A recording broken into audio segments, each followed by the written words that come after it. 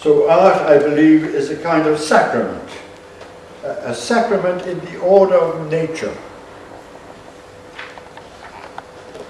It's not difficult to believe in, because imagination guides us. And as T.S. Eliot remarked, once art has watered a religion, then it is proven. It's not proven in a scientific sense, but it is proven because men have been there.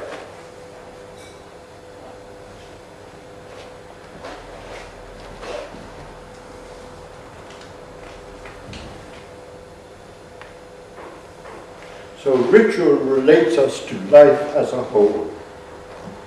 Art begins in the reliquary, the little boxes that are made for the bones of the saints.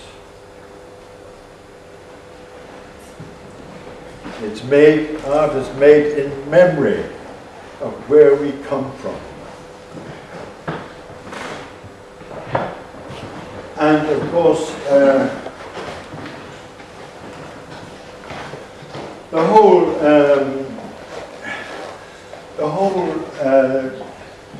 difficulty of modern art, you know,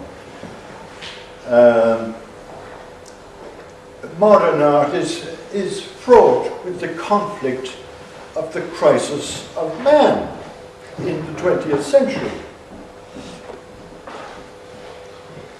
And Gauguin was a Catholic, and Van Gogh was a Protestant. And Van Gogh was a bit like myself. He was a bit agnostic. And Gauguin, who had been a seminarian, I believe, according to a friend of mine, he believed that naturalism as an artistic practice, which of course had the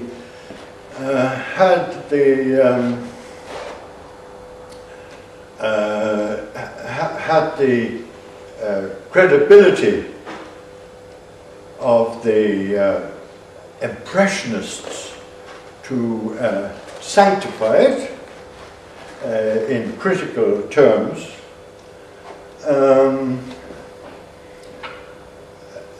Gauguin didn't believe in that road.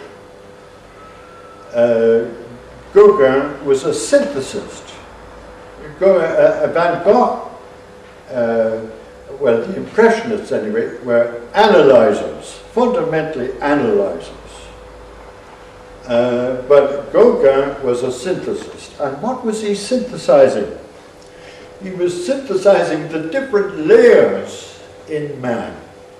And he was trying to present us with a whole man. I think I have been very fortunate. Other people who probably say I'm not really properly modern. How can you be modern and religious? But you can't please everybody all the time. I think I was very fortunate in the influences of T.S. Eliot, who wrote poetry in a modern, contemporary vernacular. And I was fortunate in the influence of El Greco, because El Greco is a bit of a freak in the European tradition. El Greco came from the island of Crete, and so he was a very good icon painter, actually, and very influenced by when Constantinople fell to the Turks, there was an immediate exodus of icon painters from Constantinople to Crete. And he learned a lot from them.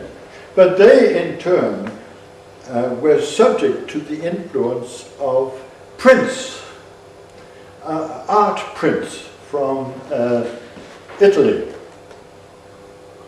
And so they were trying to incorporate a certain amount of naturalism without actually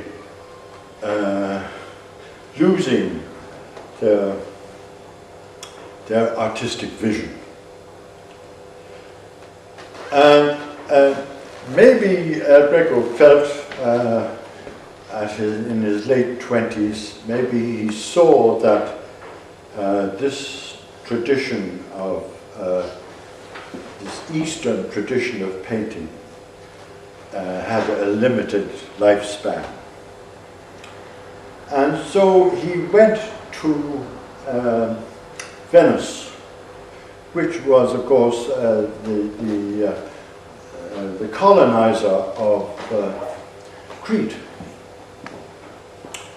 And so he was like going to London from Galway, you can put it like that. And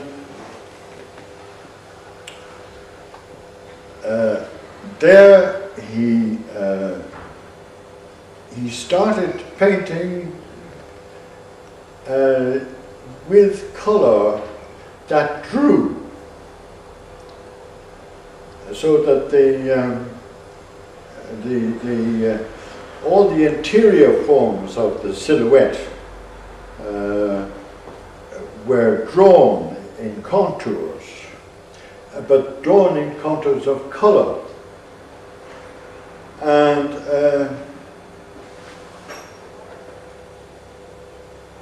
even at this stage, one sees the immediacy of his style, because there's so much movement in his figures, and already he is discovering his own way of composing a sacred theme. So he stayed in Venice for a few years, and then he stayed in Rome, and and then that was at the time, that was coincided, his visit to Rome coincided with the building of the Escorial. And various ecclesiastics, he knew various ecclesiastics, and they had a few introductions to give him, and he met one or two Spaniards in Rome. And so in what was it, about 1575 or so, he left for Spain. And the extraordinary thing is how just that transition from being a young man in Rome and Florence, when he moved to Spain, he grew. He suddenly discovered what would become his main ethos and his main idiom for painting for the rest of his life.